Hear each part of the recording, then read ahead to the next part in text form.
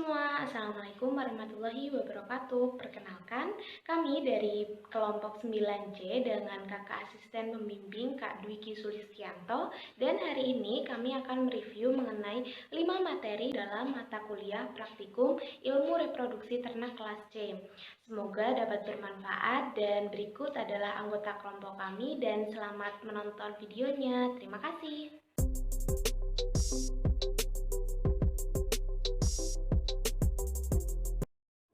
Organ reproduksi ruminansia dan hormon ruminansia.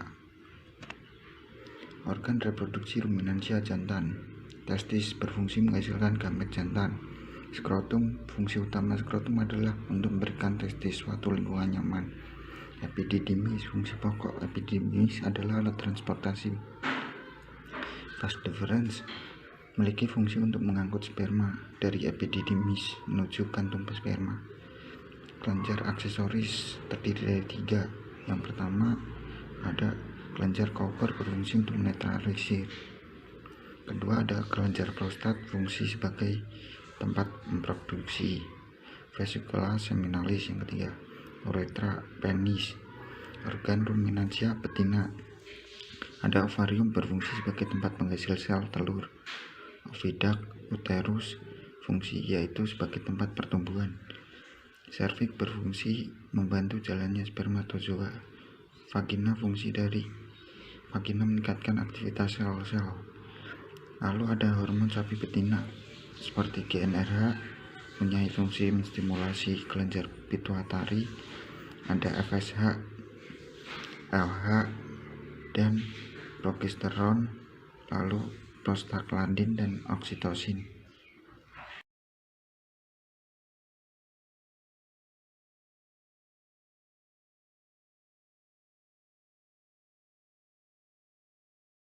Ayam jantan yang pertama adalah testis. Testis merupakan organ reproduksi jantan yang terdiri atas tubul seminiferus yang fungsinya untuk menghasilkan sperma dan merupakan jaringan internetial berupa sel adik yang fungsinya untuk menghasilkan hormon androgen, steroid, dan juga testosteron.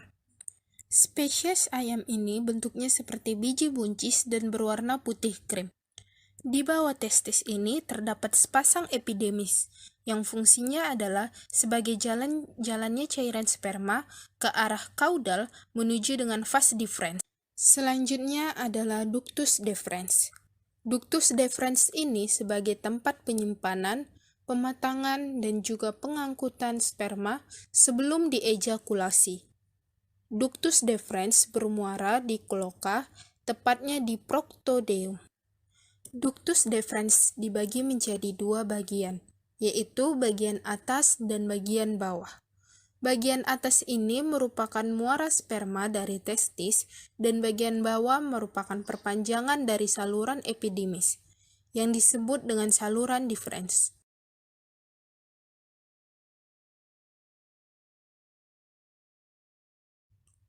Organ reproduksi ayam betina. Yang pertama adalah primer atau ovarium, dan yang kedua adalah sekunder atau oviduct. Nah, ini dia ovarium. Ovarium itu disebut juga dengan kantung telur, merupakan tempat produksi, perkembangan, dan pemasakan sel telur atau ovum. Bentuknya seperti buah anggur dan terletak pada rongga perut, berdekatan dengan ginjal sebelah kiri, dan digantung oleh ligamentum mesofaring. Di dalam ovarium ini juga terdapat folikel yang terbentuk menjadi awal mula dari kuning telur. Ia akan membesar semakin lama dan berbentuk seperti bola. Selanjutnya adalah oviduct. Oviduct itu merupakan serangkaian panjang dalam reproduksi yang fungsinya itu adalah untuk menghubungkan ovarium dengan vagina. Oviduct ini nantinya akan terdiri menjadi 6 bagian, yaitu pertama infundibulum. Ini dia infundibulum. Fungsinya adalah sebagai fertilisasi atau tempat pembuahan. Nah, bagian ujungnya ini akan terdapat selaput tipis berbentuk corong. Disebut juga dengan fimbriae. Itu fungsinya adalah untuk menangkap ovum, kemudian ovum akan masuk ke saluran yang kedua, yang disebut juga dengan magdai. Ketiga adalah isthmus. Isthmus ini fungsinya adalah untuk mensekresikan kerabang tipis atau membran sel. Yang keempat, uterus. Uterus itu di bagian oviduk yang berfungsi untuk membentuk kerabang atau cangkang telur. Dan yang paling akhir adalah vagina, yang merupakan bagian oviduk yang paling belakang, dan diakhiri dengan adanya kloaka. Pertama, saya akan menjelaskan mengenai gametogenesis. Pada ternak jantan disebut dengan spermatogenesis yang terjadi di tubulus seminiferus.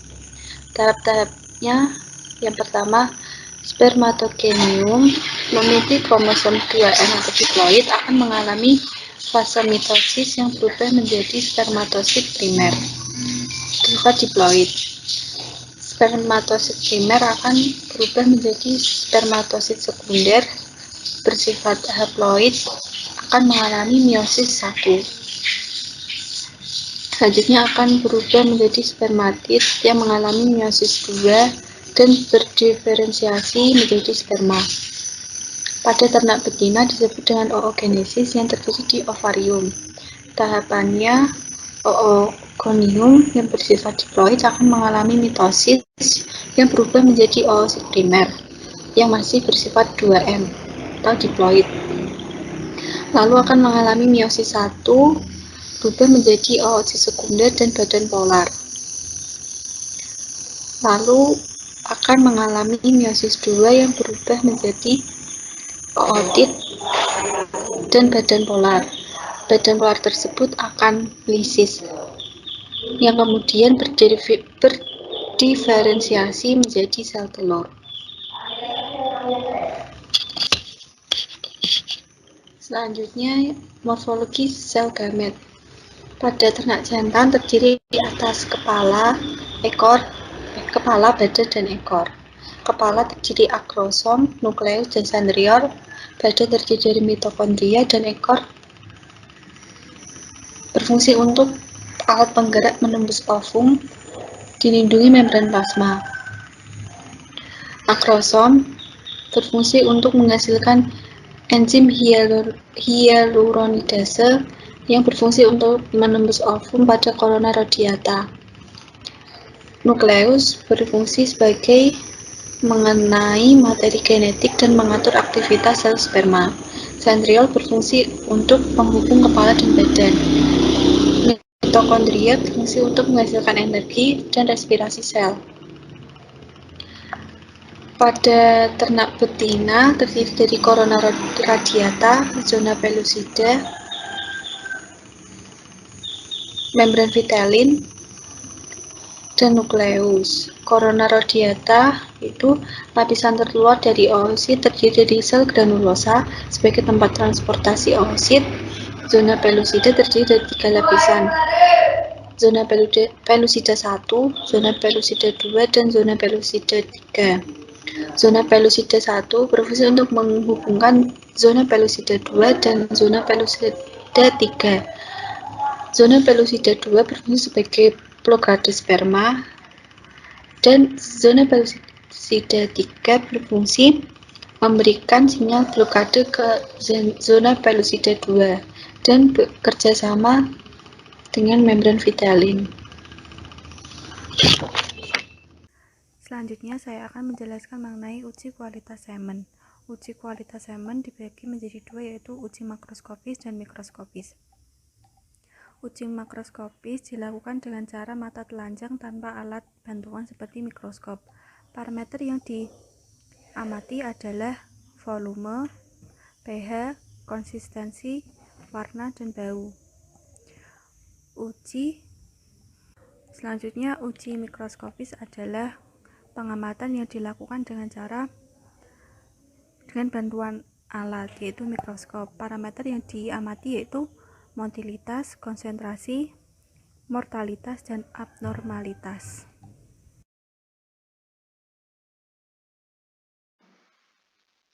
Materi ketiga yaitu seleksi ternak dan sinkronisasi birahi.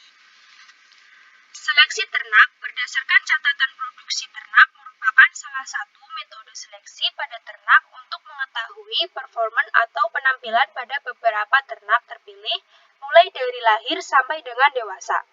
Mutu genetik sangat berpengaruh terhadap baik tidaknya performa ternak. Karakteristik ternak ruminansia sapi jantan yang baik yaitu partus kaki yang kuat dan lurus, yang sangat berfungsi untuk membantu pada saat proses mounting. Karakteristik ternak ruminansia sapi betina yang baik yaitu memiliki bentuk kaki normal, lurus, dan kuat yang berfungsi menahan berat badan sapi jantan pada saat proses perkawinan alami. Karakteristik ternak unggas jantan atau ayam jantan yang baik yaitu memiliki mutu genetik yang baik, yang memiliki mata jernih, bobot badan ideal, dan sehat. Untuk karakteristik unggas betina yang baik, yaitu memiliki ciri dengan bentuk kepala yang mirip dengan kepala ular. Ayam Bangkok betina dengan bentuk kepala seperti ini akan menghasilkan anakan yang memiliki pergerakan gesit. Mata ayam betina yang bersifat keibuan biasanya memiliki bentuk mata yang menjorok ke bagian dalam. Sinkronisasi birahi. Sinkronisasi birahi adalah pengendalian siklus birahi sehingga periode birahi pada banyak hewan betina menjadi serentak.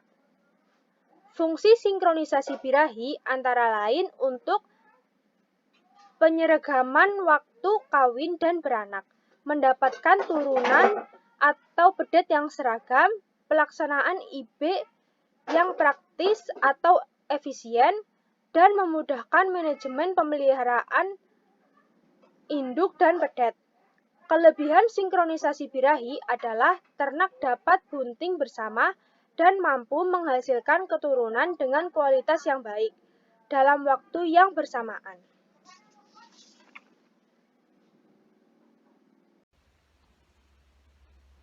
Praktikum acara keempat yaitu tentang penampungan semen dan pembuatan semen beku. Yang pertama, penampungan semen merupakan sebuah upaya berupa langkah pengambilan semen dari seekor ternak jantan untuk dilakukan uji kualitas. Uji kualitas ini meliputi uji makroskopis dan juga uji mikroskopis.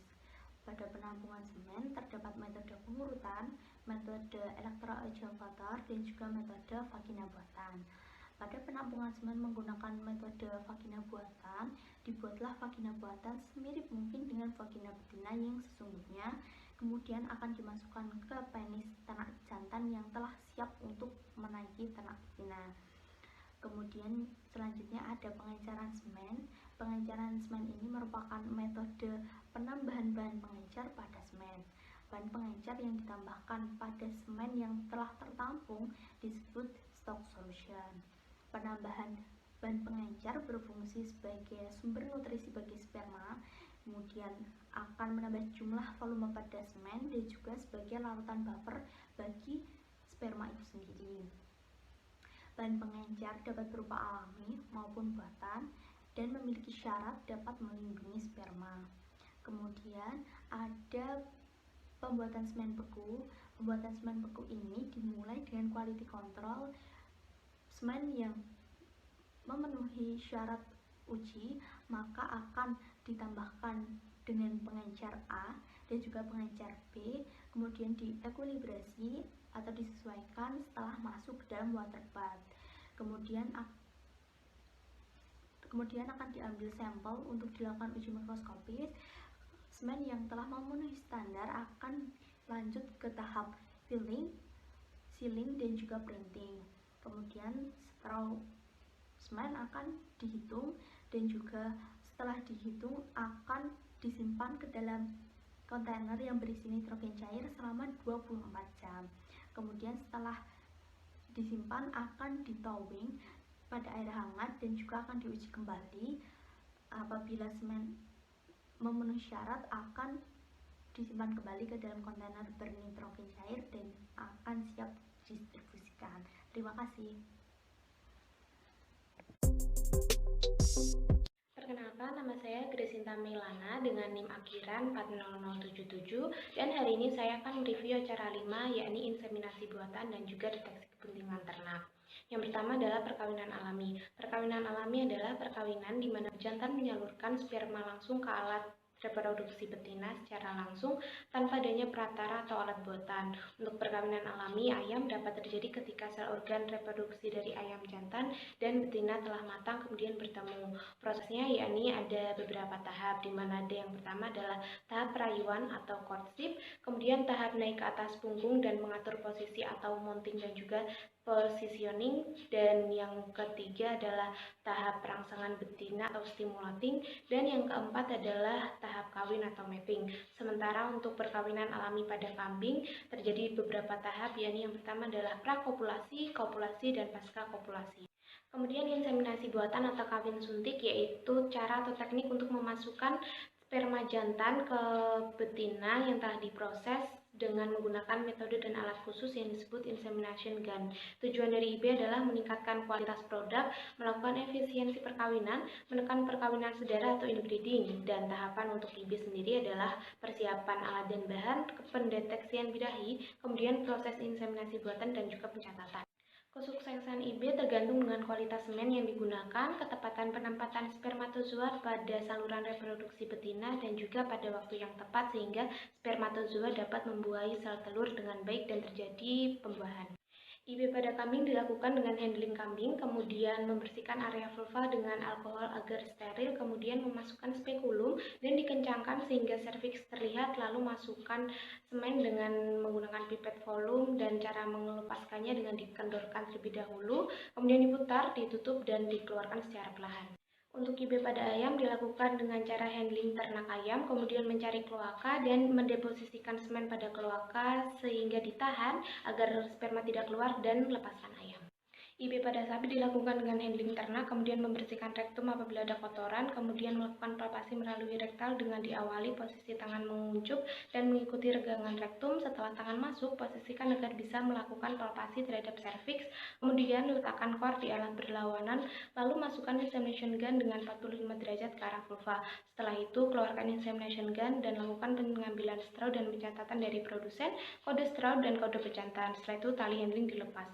Deteksi birahi adalah salah satu faktor penting dalam manajemen reproduksi ternak, di mana bertujuan untuk mengetahui tingkat birahi pada ternak betina untuk kelangsungan perkawinan.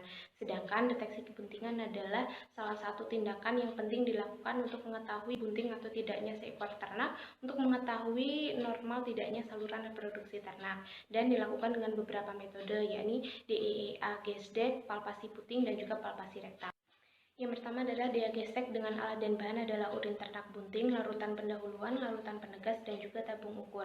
Larutan pertama yang diberi pendahuluan akan terbentuk suspensi, kemudian setelah ditambah larutan penegas akan terbentuk endapan kuning kecoklatan yang lama-kelamaan akan turun ke dasar dan menandakan ternak tersebut bunting, dan dapat dilakukan pada saat kebuntingan 2 minggu, sehingga dapat dikatakan sebagai pendeteksian kebuntingan dini. Diagestek memiliki keakuratan hingga 87,58%.